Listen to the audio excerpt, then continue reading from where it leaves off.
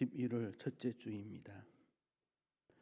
오늘도 주님께서 우리를 부르심에 우리는 감사하며 하나님 기뻐하시는 예배가 되어야 하겠습니다. 우리 옆에 앞뒤 계신 분들에게 눈으로 좀 인사하십시다. 잘 계셨는가 안부도 물으시고, 함께 예배 드릴 때 성도의 편안의 인사를 나누는 것은 귀하다고 생각합니다. 485장 찬송으로 주님 앞으로 나아가겠습니다. 485장입니다.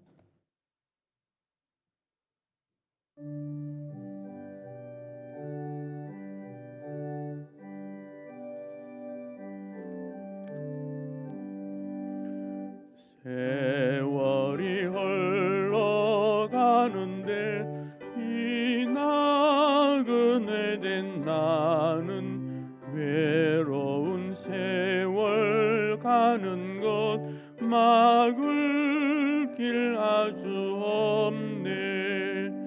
저 요단강 갔었는데 내 친구 건너가네.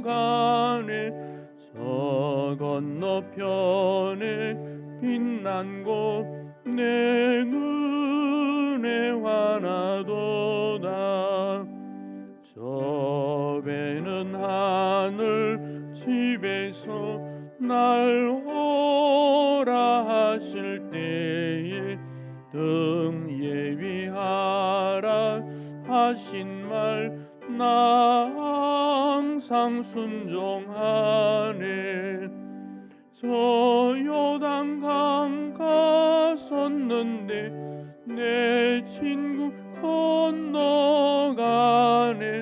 저 건너편에 빛난 곳 내 눈에 환하도다.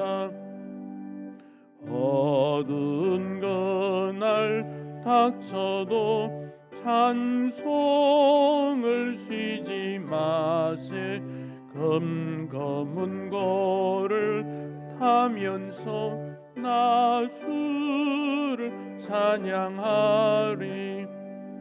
저 요단강 갔었는데 내 친구 건너가네. 저 건너편에 빛난 곳 내 눈에 환하도다. 큰 풍파 일어나는 곳 세상 줄 끊음 일세. 주께서 오라 하시면 내 본향 찾아가리. 저 요단강 갔었는데 내 친구 건너가네. 저 건너편에 빛난 곳 내 눈에 환하도다.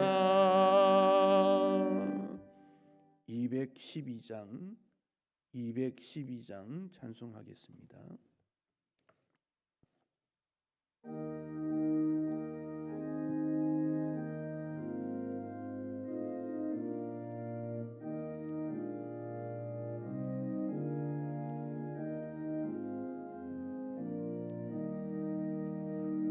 겸손히 주를 섬길 때 괴로운 일이 많으나 구주여 내게 힘주사 잘 감당하게 하소서. 인자한 말을 가지고 사람을 감화시키며 갈 길을 잃은 무리를 잘 인도하여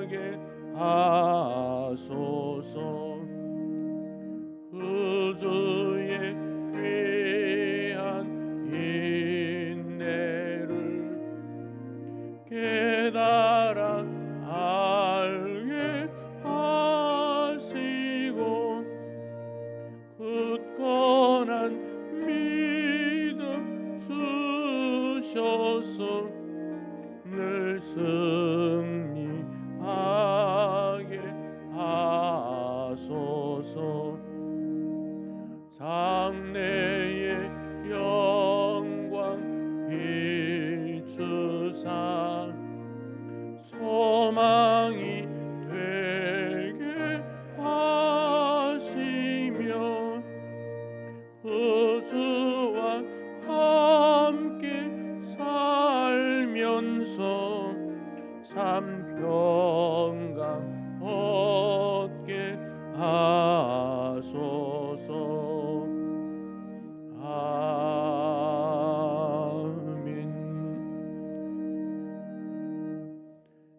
11월 첫째 주입니다. 오늘까지 지키신 주님께 감사하며 앞으로도 주님이 인도해 주시리라 믿고 하나님을 존귀히 여기는 예배의 시간입니다. 조용한 기도로 주님 앞으로 나아가겠습니다.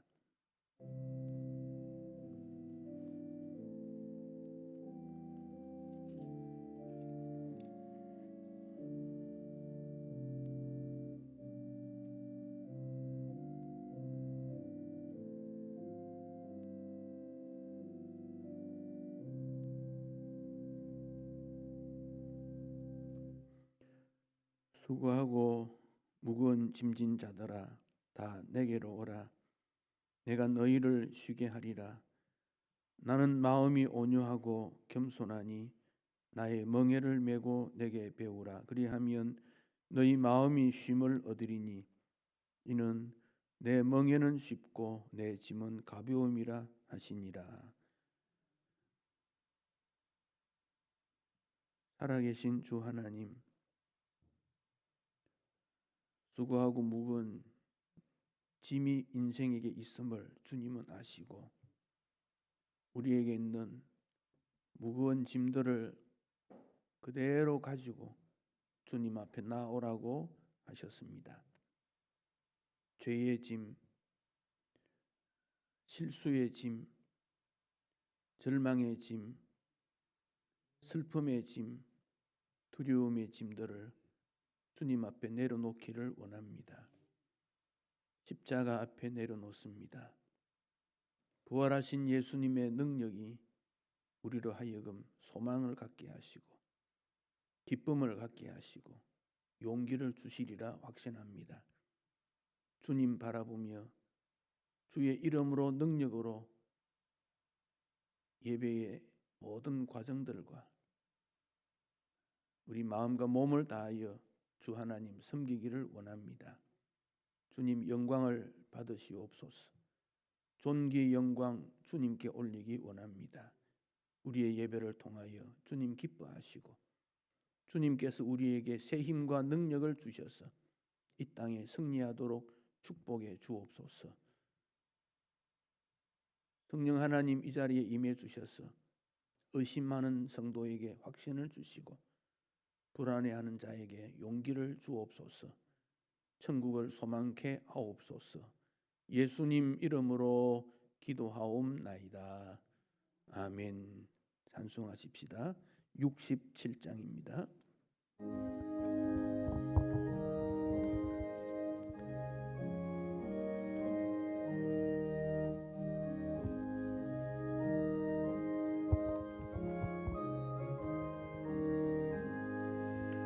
영광의 왕께 다 경배하며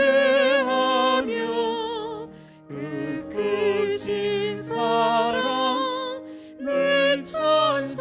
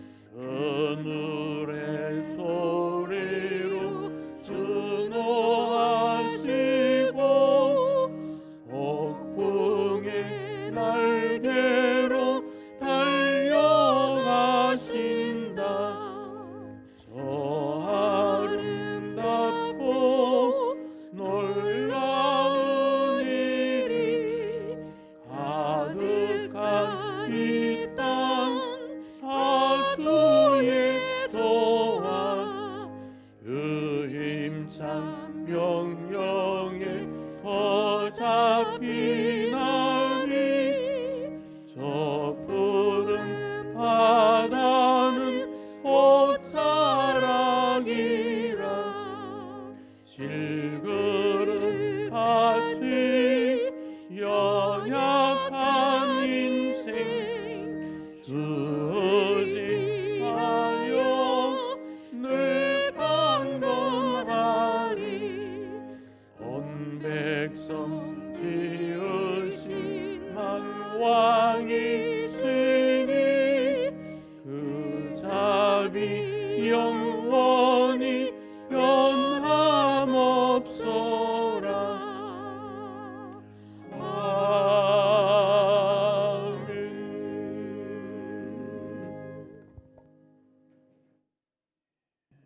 주님 앞에 설 때마다 우리 자신의 연약과 허물과 죄가 생각나게 됩니다.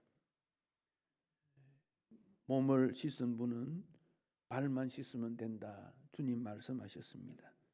생각나는 여러 가지를 주님 앞에 내어놓고 용서를 빚는 참회의 기도를 올리기 원합니다.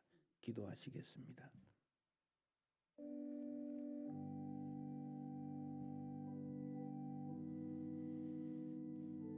주님의 은혜와 사랑을 진심으로 감사합니다. 주의 사랑의 크고 넓음을 알면서도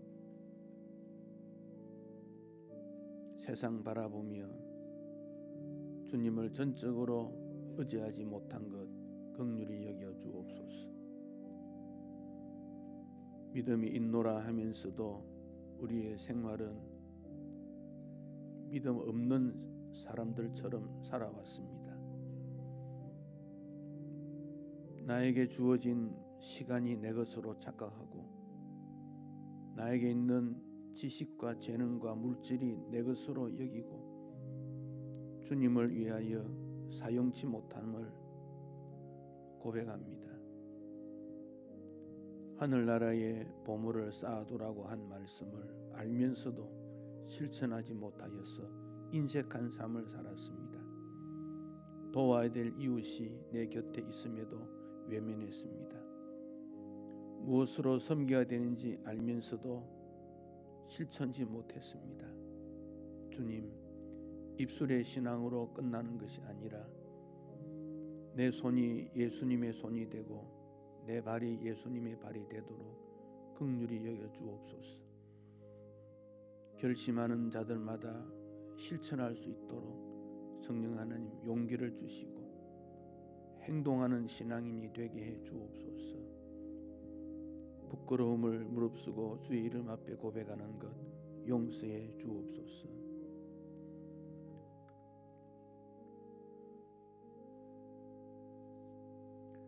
너희가 마음의 뿌림을 받아 악한 양심으로부터 벗어나고 몸은 맑은 물로 씻음을 받았으니 참 마음과 온전한 믿음으로 하나님께 나아갈지어다.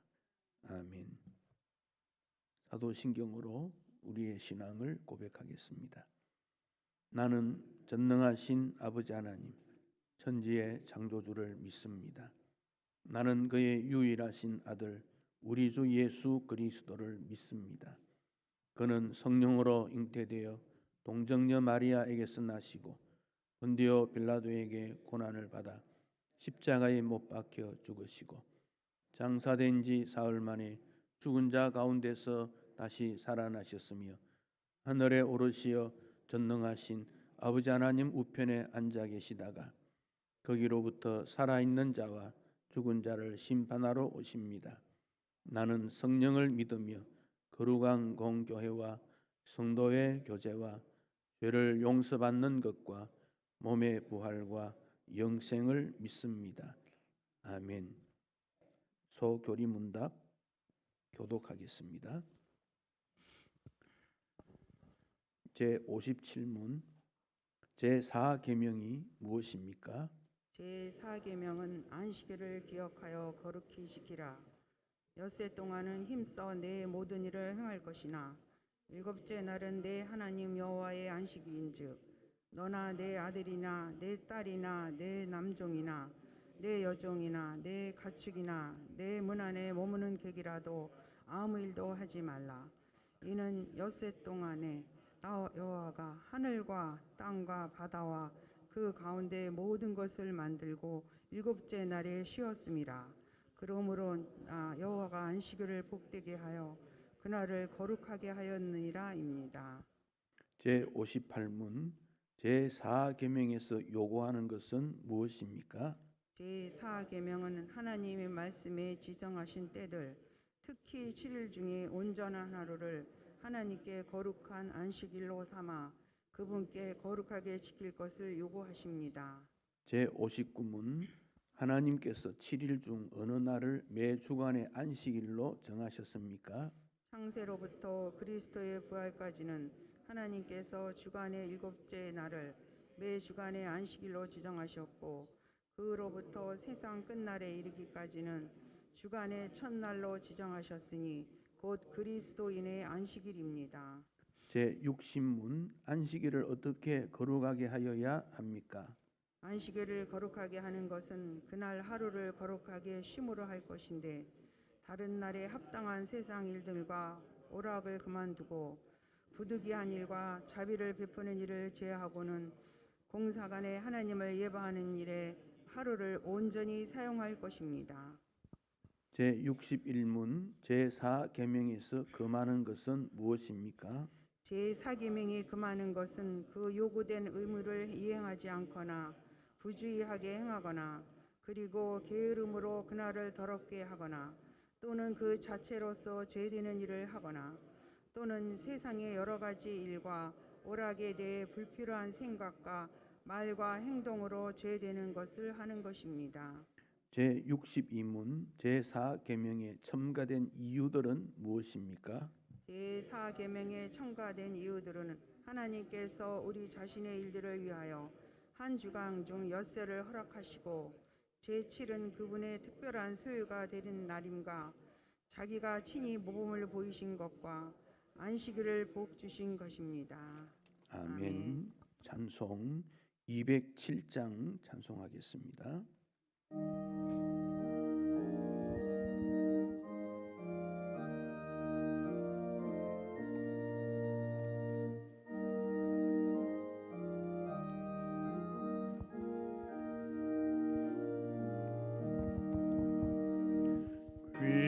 귀하신 주님 계신 곳 그 백성 함께 모이네 다 함께 주를 만나니 그곳은 거룩하도다 겸손한 사람 마음에 주 항상 같이 계셔서 외로움 없게 하시고 천국에 인도하시니 선하신 목자 우리 주 사랑이 풍성하도다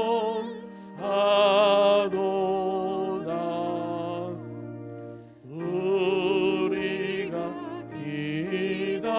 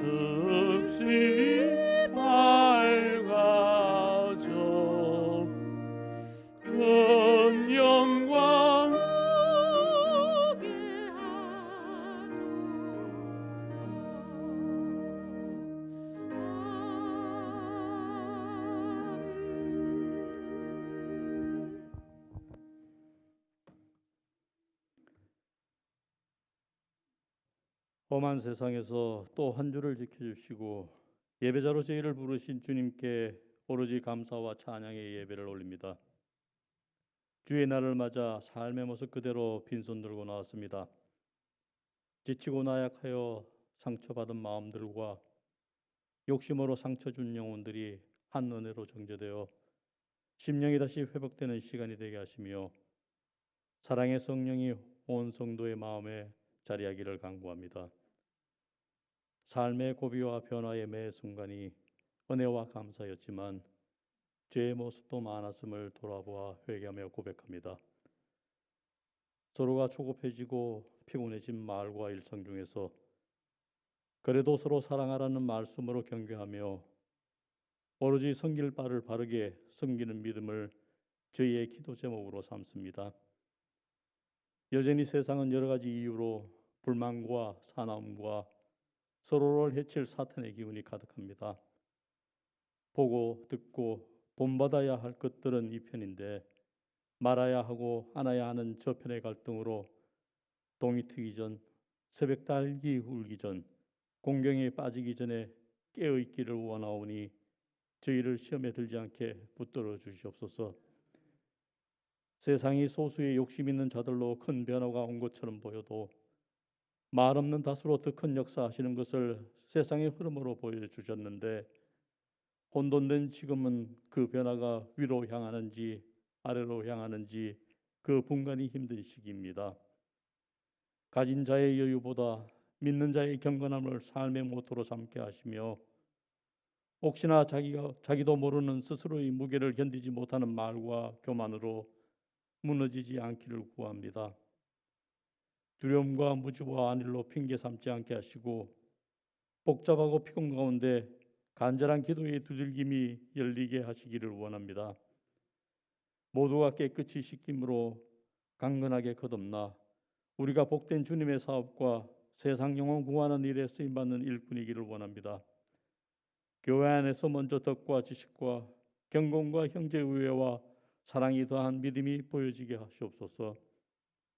예배의 중심과 믿음의 중심이 교회 안에서처럼 밖에서도 드러나게 하시오며 주 사모함의 애절함이 어려운 때일수록 더욱 섬기는 지혜로 나타나기를 구합니다. 깨달음으로 이끌림을 받았으니 변화하여 주 사랑을 바로 전하는 믿음의 사람으로 불림받고자 합니다. 봄에 뿌리지 않은 씨앗의 수고를 추수 때인 가을에 후회하지 않게 하시고 수고하는 자의 달란트의 은사와 축복을 우리가 체험하게 하시옵소서. 딱딱하게 완고하거나 세상의 시위나 건설을 무례하지 않게 하시며 봉사와 섬김의 모범이 요구될 때 오로지 아멘으로 믿음의 모습이 드러나게 하시기를 원합니다. 참 진리의 말씀으로 목사님께서 저희 하나하나를 위로하고 생명의 말씀으로 저희를 일깨울 때 성령 충만히 역사하여 전하는 이의 절실함을 저희가 간절함으로 붙들기를 원합니다. 수고와 도움이 필요한 때에 오니 감사보다 간구가 많은 우리의 기도와 믿음일지라도 주께서 성령의 은혜를 내려주시고 합당한 사랑의 말씀에 저희가 먼저 따뜻해져 주님의 향기가 되게 하시며 모두가 은혜 받는 감동의 시간이 되기를 간구합니다. 교회에 속한 지체 가운데 특히 어르신들과 청년들의 정신과 육체를 지켜주사 믿음이 본이 되는 어른으로 자리매김하여 저희가 따름으로 배우게 하시며 청년들은 희망의 날들로 채워주사 그 눈과 영이 빛나게 하시기를 원합니다. 예배와 주님의 맡기시는 일을 위하여 수고하는 모든 직분들과 교육자들에게 기쁨의 푯대를 향하여 주님의 위안과 강건케 하심으로 받은 복과 받을 복으로 주님의 사업 위에 영광과 축복이 크기를 간구합니다. 결실의 계절 이 가을이 주님의 은혜로 한없는 풍성함과 아름다움으로 가득 찼음을 항상 건강한 몸으로 누리는 축복 내려주시기를 바라오며 이 모든 말씀 우리를 구원한 주 예수 이름으로 기도드립니다. 아멘.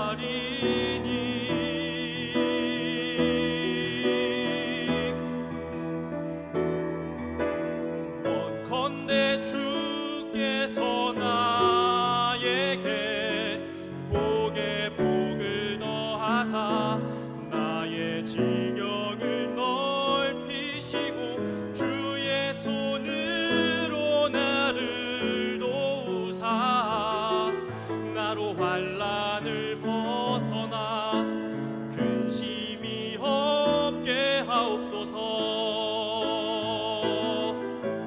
내가 전심으로 여호와께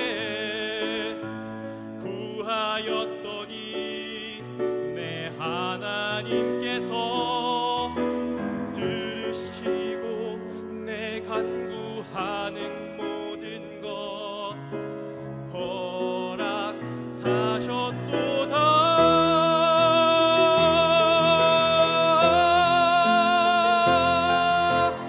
원컨대 주께서 나에게 복에 복을 더하사 나의 지경을 넓히시고 주의 손으로 나를 도우사 나로 환난을 벗어나 근심이 없게 하옵소서.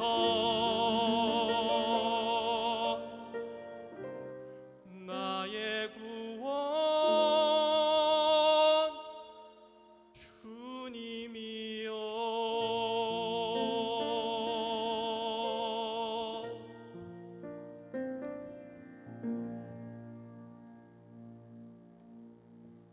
아멘.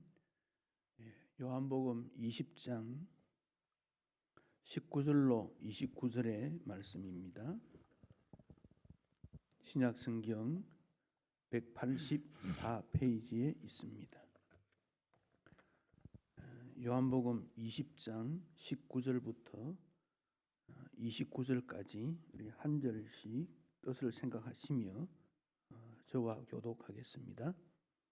이날 곧 안식 후 첫날 저녁 때에 제자들이 유대인들이 두려워하여 모인 곳에 문들을 닫았더니 예수께서 오사 가운데 서서 이르시되 너희에게 평강이 있을지어다. 이 말씀을 하시고 손과 옆구리를 보이시니 제자들이 주를 보고 기뻐하더라. 예수께서 또 이르시되 너희에게 평강이 있을지어다. 아버지께서 나를 보내신 것 같이 나도 너희를 보내노라.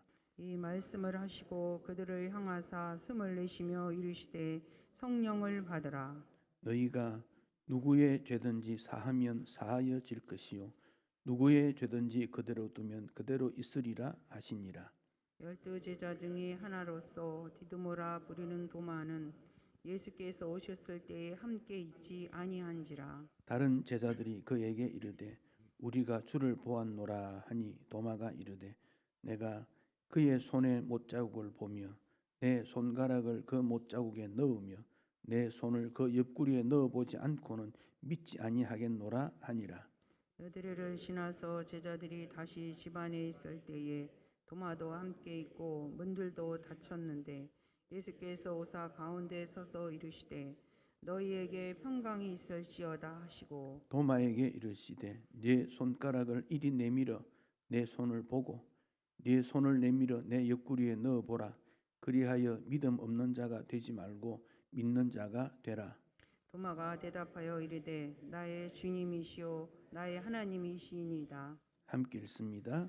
예수께서 이르시되 너는 나를 본 거로 믿느냐 보지 못하고 믿는 자들은 복되도다 하시니라. 아멘.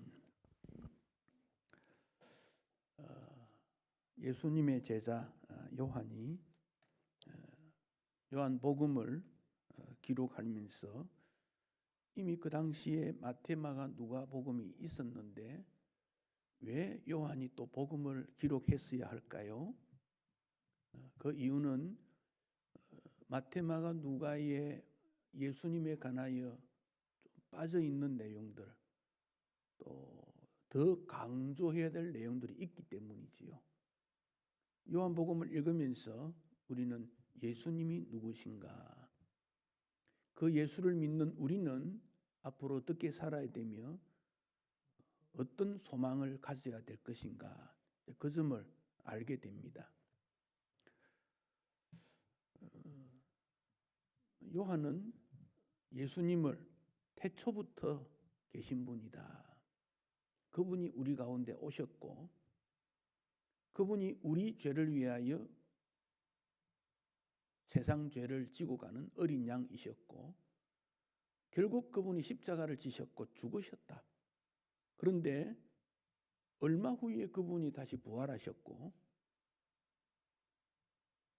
십자가 지시기 전에 만났던 제자들을 만나셨고 그들에게 사명을 주었고 그 사명을 통해서 오늘의 교회가 세워지며 우리에게까지 복음이 전파된 것이다. 이제 오늘 이 본문에서는 부활하신 후에 의심하는 혹은 불확실했던 예수님의 부활이 어떻게 확실성 있게 제자들에게 인식이 되고 그 부활하신 예수님 만난 제자들은 어떻게 살았는가 그 내용을 본문이 보여주고 있습니다. 사랑하는 성도 여러분, 기독교에 특히 복음에 아주 중요한 핵심적 하나가 부활이라는 겁니다. 이 부활 신앙은 사실 우리가 체험하지 못한 일이기 때문에 의심하기 쉽고 믿기가 어려운 내용인 것이 분명합니다.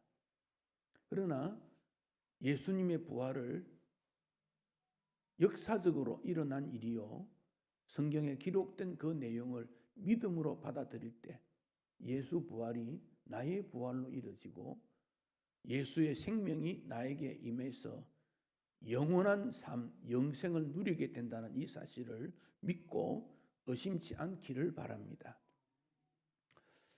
예수님이 계실 때 죽었던 사람이 예수님으로 살렸던 일이 3번 나옵니다. 한 번은 야이로라고 하는 회당장의 딸입니다. 야이로는 상당히 믿음 있고 덕망 있는 그 지역의 지도자였는데 그 딸이 8살인데 어떤 질병을 통해서 죽게 되었습니다. 그래서 예수님께 사람을 보내어 내 딸이 죽게 되었으니 오셔서 살려주십시오. 예수님께서 그 집에 갔습니다. 가니까 이미 죽었어요. 죽고 난 다음에 아마 한두 시간 되었을까요? 얼마 되지 않는 시간이지요. 그래서 사람들이 슬픔을 표현하고 하는데 예수님께서 자는 이 죽은 것이 아니고 자는 거다.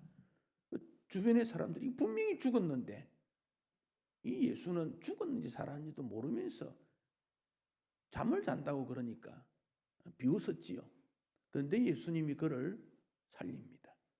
살리고 먹을 것을 주라 그러고 나이가 8이라 그렇게 밝혀놨습니다. 또 한 번은 나인성이라는 그 지명이지요. 나인성 지명인데 그게 한 과부에게 아들이 하나 청년입니다. 이 청년이 어떤 원인인지 모르지만 죽었어요. 죽어서 장례를 치릅니다. 적어도 이틀을 지났겠지요. 그 슬픔의 행렬이 성에서 나오는데 예수님은 들어가시다가 마주치고 그 사실을 보고 예수님은 이미 아셨겠지요. 관에 이렇게 보시고 멈추라 그러고 청년아 일어나라 그랬습니다. 그 청년이 살아난 거예요. 죽은 지 한 이틀 정도 지나지 않았겠나 그렇게 생각이 듭니다. 3번째 사건이 나사로지요. 베다니에 사는 나사로.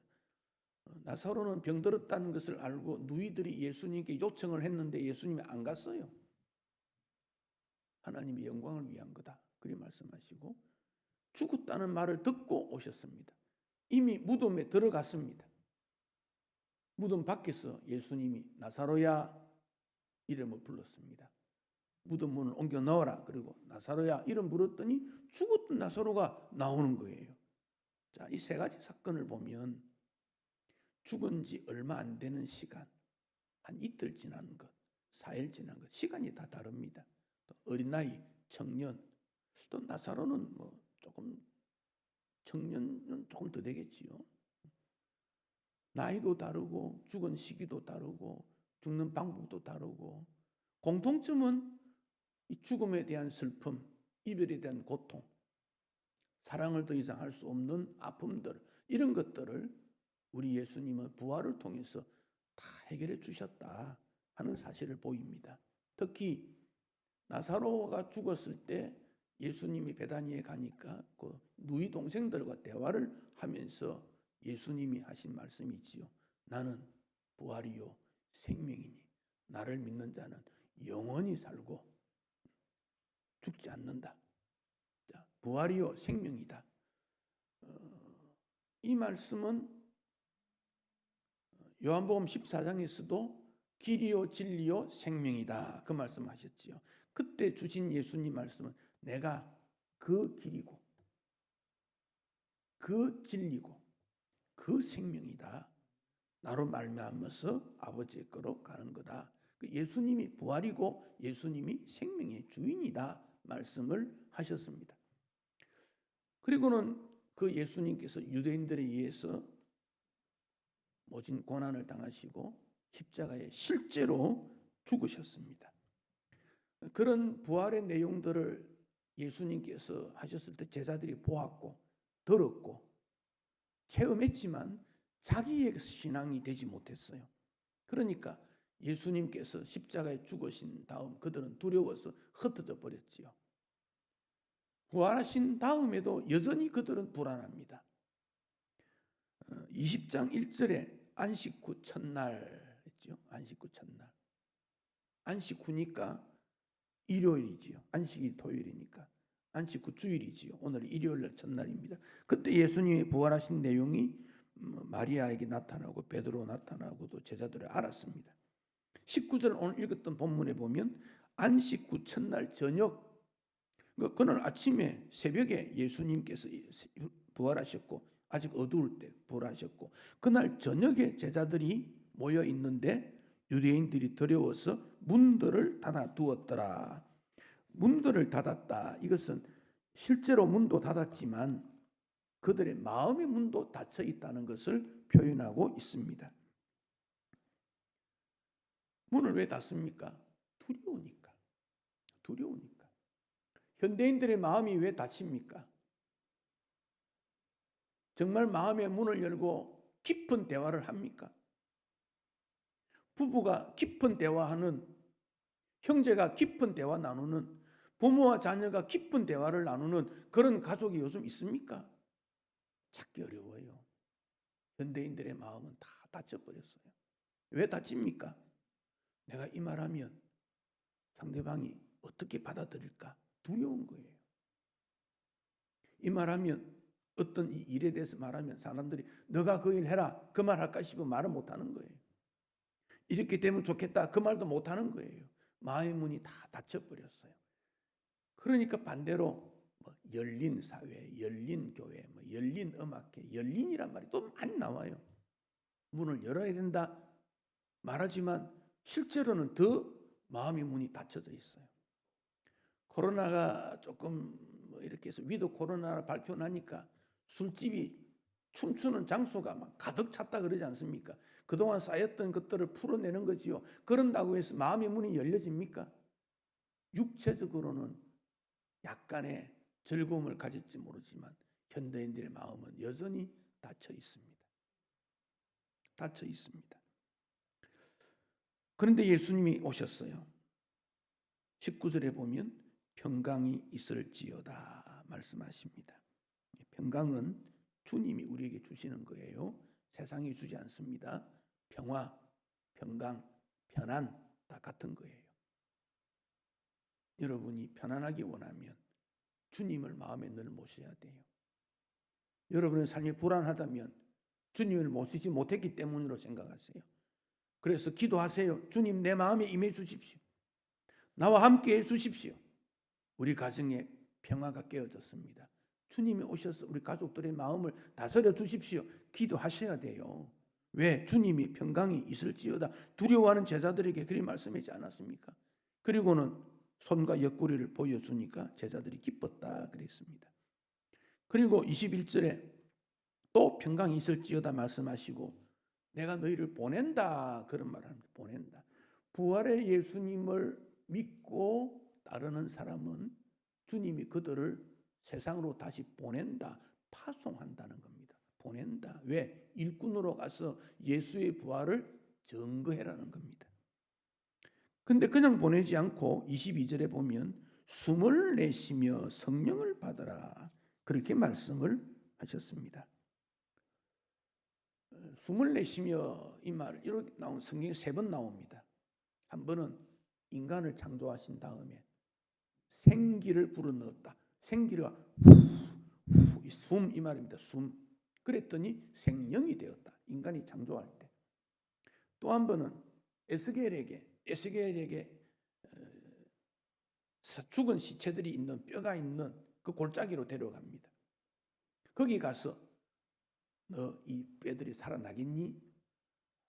저 잘 모릅니다. 주님 하실 수 있지요. 그랬더니 주님께서 생기를 불어넣었더니 뼈가 막 부득부득 일어나고 붓고 살이 붙고 일어나서 큰 군대가 되었다. 멸망한 이스라엘이 다시 우리 주님께서 회복시키겠다. 그때 생기가 불었다 그랬습니다. 그리고 오늘 본문에 나옵니다. 부활하신 예수님께서 제자들에게 나타나서 파송시키면서 생기를 불어넣어서 성령을 받아라.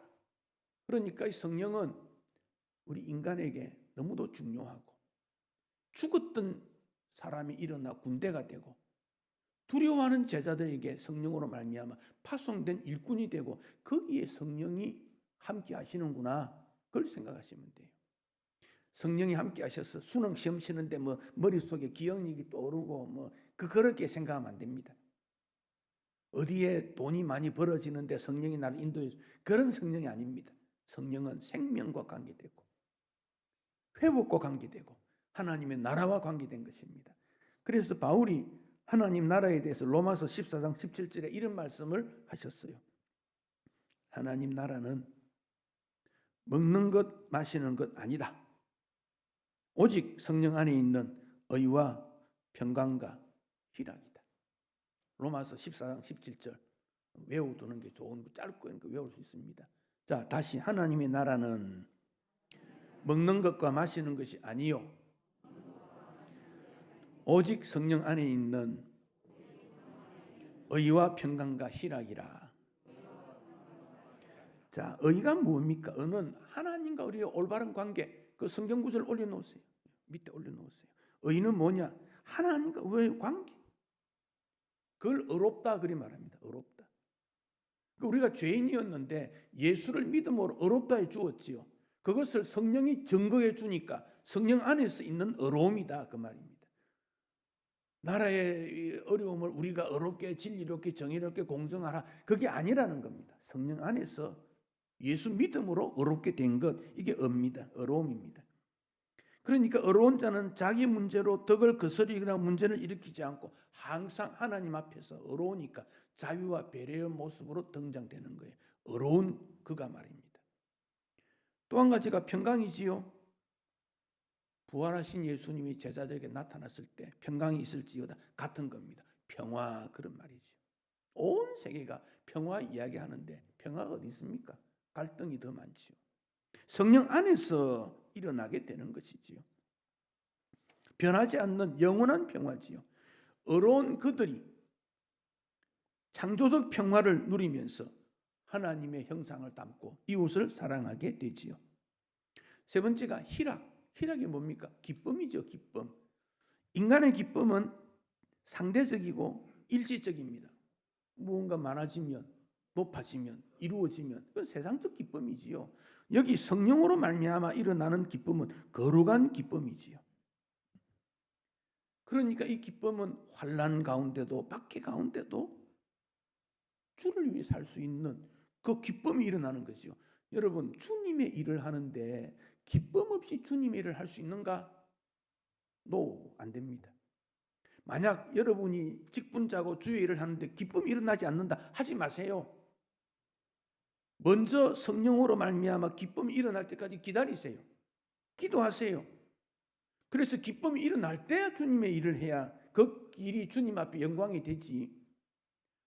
내가 교회를 이만큼 다녔는데 이런 직분이 나에게 주어졌는데 억지로 일하는 거 그거 바른 일 아닙니다. 하나님께서 받으시는 게 아니에요.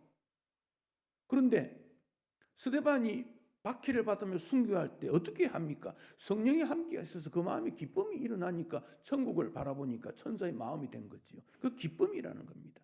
그 기쁨은 성령의 은사이고 성령의 열매이고, 그 주님 일을 하는데 즐겁고 기쁜 거예요. 피곤하지 않아요. 그런 분이 우리 교회도 있어요. 매주 아무리 힘들어도 그 누군가가 칭찬 안 해도 이것은 주님의 일이야. 내 기쁨으로 섬기는 일이야. 성령 안에서 일어나는 희락, 하나님의 나라를 이루는 거예요. 제자들을 파송해서 너희들이 세우는 교회가 또 너희들이 이 복음을 전해야 된다. 자, 23절에 조금 어려운 표현이 있지요. 너희가 누구의 죄든지 사하면 사하여질 것이요 누구의 죄든지 그대로 두면 그대로 있으리라. 여기 너희가 누구냐? 교회를 말합니다.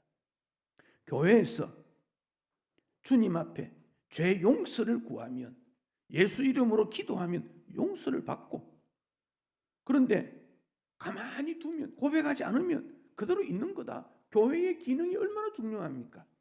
그래서 교회는 말씀을 선포해서 은혜를 받아서 죄를 고백하고 용서받는, 그래서 용서받은 그들이 모여서 의를 이루고 화평을 이루고 기뻐하는, 그게 교회 공동체예요. 교회 안에 어떤 일이 있어가 회의를 합니다. 회의 왜 합니까? 하나님의 나라 영광 위해 하는 거 아닙니까? 근데 회의할 때마다 다투어요. 의견이 다르고. 회의 안 하는 게 낫습니다. 그런 마음이 일어나면 입을 닫는 게 낫습니다. 그러나 하나님의 나라 위에 우리가 이렇게 섬깁시다. 이렇게 헌신해야 되겠습니다. 기쁨으로 마음이 충만해지면 말해야 돼요. 하나님의 나라를 이루는 것이 교회 아닙니까? 근데 교회들이가 왜 분열이 많고 분쟁이 많고 갈등이 많고 아픔이 많을까요? 물론 인간이 모였기 때문이지만은, 그래서 우리는 성령의 다스림을 받도록 기도해야 되고 성령님께 맡겨야 돼요. 하늘을 돌아보고 하늘을 준비할 때 우리는 아이디어를 내고 생각을 모으고 해야 됩니다. 당연히. 그 목적이 무엇입니까? 하나님의 나라는 먹는 것 마시는 것이 아니고 의와 평강과 희락이다. 이게 목적으로 이루어져야 되는 것이, 이것을 제자들이 파송받아서 복음을 전해서 그런 일이 일어나고, 그렇게 교회를 세우고 섬기고 하나님의 나라를 이루라고 제자들을 보내는 겁니다. 그런데 그때 제자 중 도마가 그 자리에 없었어요. 24절부터 25절까지 그 내용을 말합니다. 왜 도마가 없었을까? 참 우리가 이해를 잘 못해요. 근데 도마는 마태, 마가, 누가의 경우에는 이름만 나옵니다. 근데 요한복음에 3번 도마와 관계된 내용들이 나옵니다. 그래서 요한이 도마의 신앙을 기록해야 되겠다 평가를 한 것 같아요. 24절에 보면 디두모라 불리는 도마 그랬지요. 별명이 디두모입니다. 근데 디두모 뜻이 뭐냐? 쌍둥이라는 뜻이에요. 그 도마가 쌍둥이였던 것 같아요. 도마가 왜 없었는지는 모르지만 이렇게 생각해 볼 수 있어요. 도마의 업적을 보면 도마의 그 성격이 굉장히 고민하고 진리를 파헤치려고 노력하고 질문이 많고, 그래서 예수님 십자가 지신 다음에 혼자서 고민 많이 했지 않겠는가? 그때 예수님 따라가야 되는데 왜 따르지 못했지? 예수님 부활하셨다는 말 들었는데 나는 잘 모르겠는데 내 믿음은 왜 이거밖에 안 될까? 헌신하라고 불렀는데 왜 이거밖에 안 될까? 이런 고민을 많이 했던 그가 도마 아니었는가? 근데 이런 분들이 결심과 담대하게 되면 재능이 있기 때문에 큰 일을 또 해요.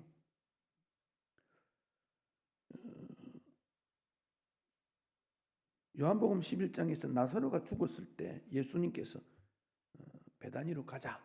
그때 도마가 이런 질문을 합니다. 다른 제자들이 아니 조금 전에 유대인들이 돌로 던져 죽이려고 했는데 그러니까 도마가 우리도 주와 함께 죽으러 가자. 그의 마음을 보면 그 담대함이 있었다. 그 점을 알 수 있고, 요한복음 14장에서 예수님께서 내가 이제 너희를 떠나서 갈 건데 마음에 근심하지 마라. 하나님 믿으니 내 막 믿고 아버지 집에 거할 것이 많고 준비되면 또 데리러 올게. 그러니까 도마가 묻습니다. 아니 주님 어디로 가십니까? 우리가 알지 못하는데 어찌게 그 길을 알 수 있습니까? 그랬더니 예수님께서 내가 곧 길이요 진리요 생명이다. 그 말씀을 하셨지요. 의문이 있을 때 정확한 질문을 던집니다. 예수님이 길이고 진리고 생명이라고 하는 진리를 얻어내는데 도마가 질문을 했던 그입니다. 그런 면에서 볼 때 도마는 상당히 뛰어나고 능력이 있는 제자였다. 그렇게 보아집니다. 그러다가 안식 후 첫날 저녁 10명 제자들이 모였을 때 도마가 없었고, 그래서 다른 곳에 모였을 때 나는 보지 않고 믿지 않으면 안 돼 라고 말했는데 26절에 8회를 지나서 8회 지나니까 8일째니까 안식 후 첫날 우중때 일요일 그때부터 다시 8일 또 일요일입니다. 그날 제자들이 다시 모였는데 도마는 있었는데 주님이 다시 나타나신 거예요. 평강이 있을지어다 말씀하십니다. 그리고 도마에게 너 손가락 내밀어 가지고 옆구리 넣어보고 만져보고 믿음 없는 자가 되지 말고 믿는 자가 되라. 그리 말씀을 하셨습니다. 카라바조라고 하는 그 화가가 있는데 그가 그림을 그렸습니다. 도마가 예수님 옆구리에 이렇게 손가락 집어넣는 그런 그림이에요. 한번 보실까요? 그림 한번 올려주세요. 예수님 손가락으로 이렇게 만져보는 거. 또 유사한 그림과 조각이 있네. 또 다른 그림 한번 보시지요. 손 보여주는 거죠. 손바닥에 못자국. 이 그림을 그린 이유를 제목이 의심 많은 도마입니다. 의심 많은 도마. 그런데 여러분 성경을 우리는 정확하게 봐야 되는데 27절에 도마가 내 손가락을 도마에게 예수님 말씀하셨지요. 내 손가락을 내밀어 내 손을 보고 내 손을 내밀어 옆구리에 넣어보라. 그리하여 믿음 없는 자가 되지 말고 믿는 자가 되라. 그러면 요한이 그때 있었으니까 그러자 도마가 손을 내밀어 예수님 옆구리에 넣어보고 예수님 오자고 봤다라고 기록했을 텐데 그 내용이 없어요. 없고 28절에 도마가 즉시 대답합니다. 나의 주님이시요 나의 하나님이십니다. 사람들은 그때 도마가 만져봤지 않겠는가, 직접 보지 않겠는가, 그래서 의심 많은 도마 그랬는데 이 말씀의 핵심은 믿는 자가 되라 하는 예수님의 핵심적인 내용에다가 관심을 가져야 됩니다. 그러니까 도마는 모든 일에 대해서 정확한 성품으로 확인하는 그런 신앙입니다. 질문하는 신앙, 이해를 추구했던 신앙입니다. 그래서 도마를 의심 많았다고 말하기가 좀 어렵겠다. 그런 말을 안 하는 것이 좋겠다. 성실한 도마였다. 확인을 위한 도마였다. 그렇게 말하는 것이 옳지 않나 그렇게 생각합니다. 나의 주님이시요 나의 하나님이시요. 이 답변은 요한이 복음을 기록하면서 예수님이 누구십니까? 라는 것을 1장에서부터 쭉 기록하면서 도마의 말을 딱 인용해가지고 그 예수는 나의 주, 나의 하나님이다 라고 선포를 하고 있는 거예요. 중요한 신앙 고백이에요. 사람들이 나를 누구라 하느냐? 그 예수가 무슨 일을 했느냐? 어떻게 했느냐? 이런 사건 저런 사건 이런 만남 저런 만남 예수님의 말씀을 요한이 쭉 기록하면서 결론적으로 말하기를 그 예수님은 나의 주님이고 그 예수님은 나의 하나님이다. 이 고백이에요. 부활하신 다음에 고백한 마지막 고백이에요. 십자가 있을 때 백부장이 예수님 십자가 달려고 저분은 하나님의 아들이었다라는 고백이 있어요. 그런데 이 도마는 부활하신 예수님을 만난 다음 부활하신 그 예수님은 나의 주님, 나의 하나님이다. 이게 오늘 우리의 고백이 되어야 됩니다. 그 후에 도마가 어떻게 살았는가는 성경에 기록되어 있지 않으나 도마는 인도까지 가서 복음을 전했다, 이렇게 여겨집니다. 인도 남부 타밀나두주 첼타이라는 곳에 도마 기념교회가 있습니다. 거기서 7개 교회를 세웠고 순교를 했습니다. 그때 도마가 조각한 돌도 있고 인도에서 고속도로를 이렇게 그 후에 닦았는데 무덤이 하나 나왔어요. 이게 뭐지? 역사적으로 알아보니까 도마 무덤이었어요. 도마가 영어로 토마스거든요. 토마스. 성 도마 기념 교회를 세우고 그 도마 무덤 비석에는 나는 하나님을 예배합니다 라는 글을 써두었다 그럽니다. 우리의 신앙이 오늘처럼 불신, 불확실, 불행의 세계에서 믿음, 분명한 확신을 가지는 이 신앙이 얼마나 중요한가 하는 것을 우리가 다시 한번 다짐하며, 도마가 나의 주님, 나의 하나님이라고 고백했을 때 29절에서 예수님이 이런 말씀하십니다. 너는 나를 본 거로 믿느냐? 보지 못하고 믿는 자는 복되다. 여기 말씀이 뭡니까? 믿는 자는 복되다. 이게 핵심입니다. 보았느냐 보았지 않느냐가 중요한 게 아닙니다. 보아도 못 믿는 사람 있고, 안 보아도 믿는 사람 있고, 만져도 못 믿는 사람 있고, 만지지 않아도 믿는 사람 있지 않습니까? 우리가 예루살렘에 가볼 수도 있어요. 예수님의 흔적이 따라갈 수도 있어요. 역사적으로 나타나지요. 성경에 이미 많은 기록들이 있어요. 그럼에도 불구하고 믿는 자가 복이 있다.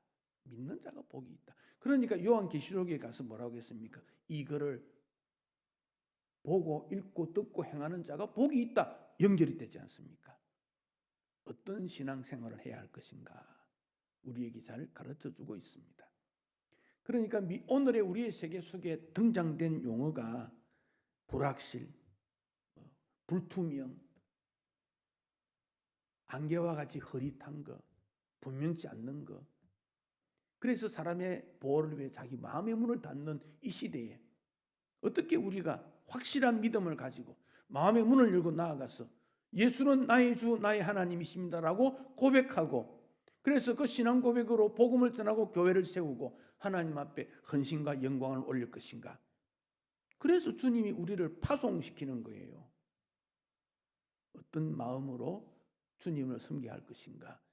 다시 한번 다짐하시고, 영원한 삶을, 영생이 뭡니까? 하나님과 함께하는 영원한 삶을 말합니다. 하나님이 함께하시는 삶은 영생이라 말하지 않습니다.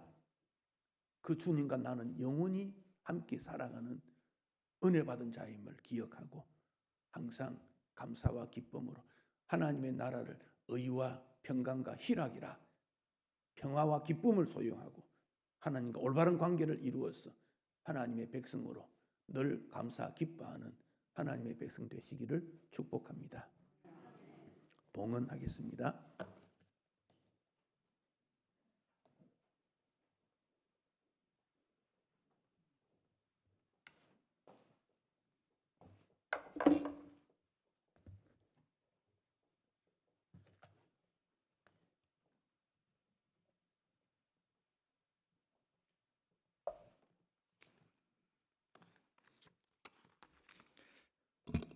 기도드리겠습니다.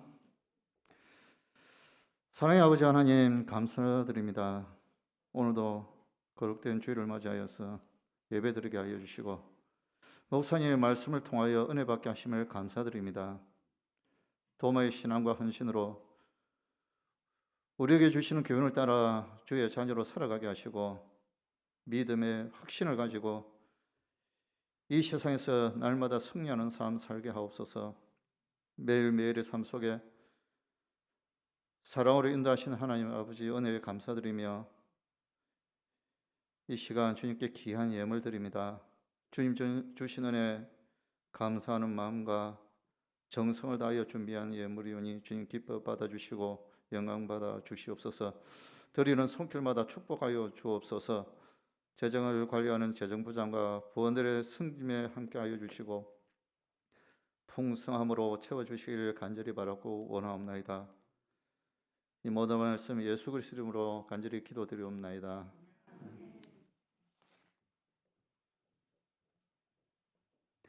394장 찬송하겠습니다.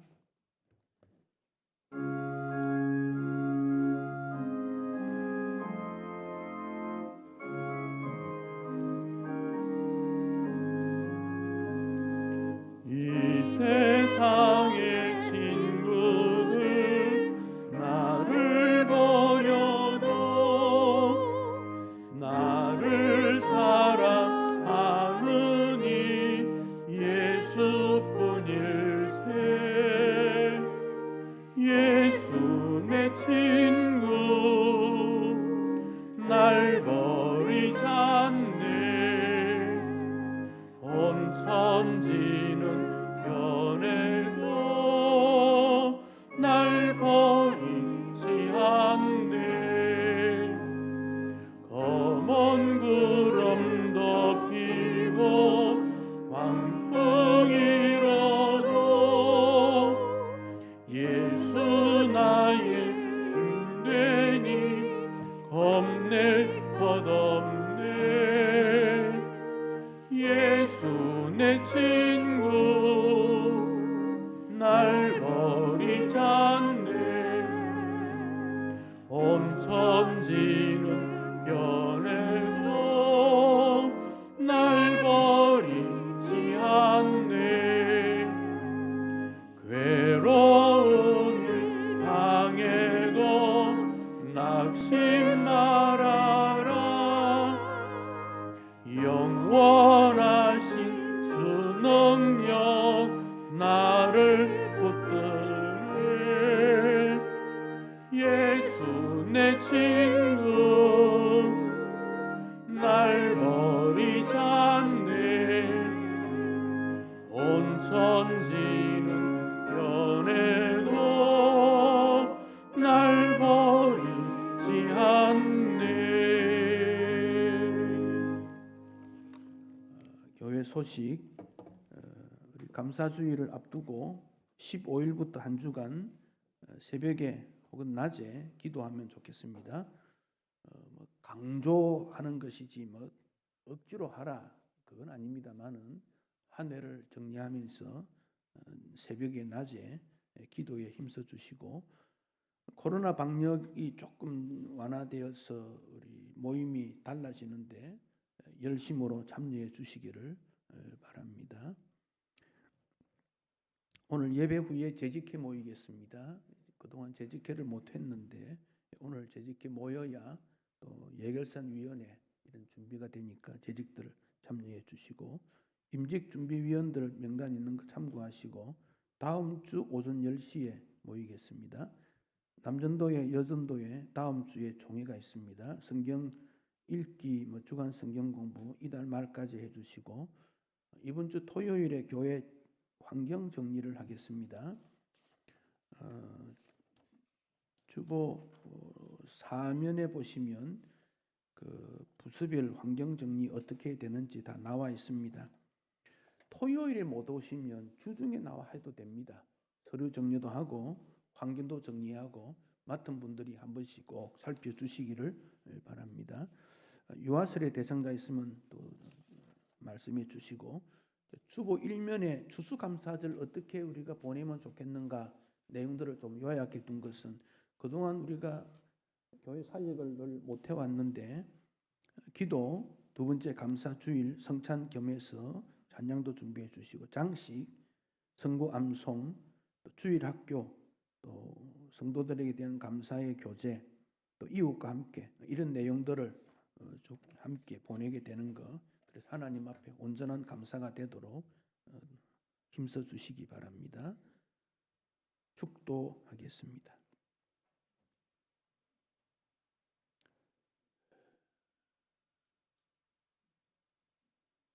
인생의 길이요 진리요 생명이 되신 예수 그리스도의 은혜와 하나님의 크신 사랑과 성령의 교통하심이 나의 주 나의 하나님이라고 고백하는 주의 백성들 머리머리 위에 그 후손들에게 항상 함께 있을지어다. 아멘.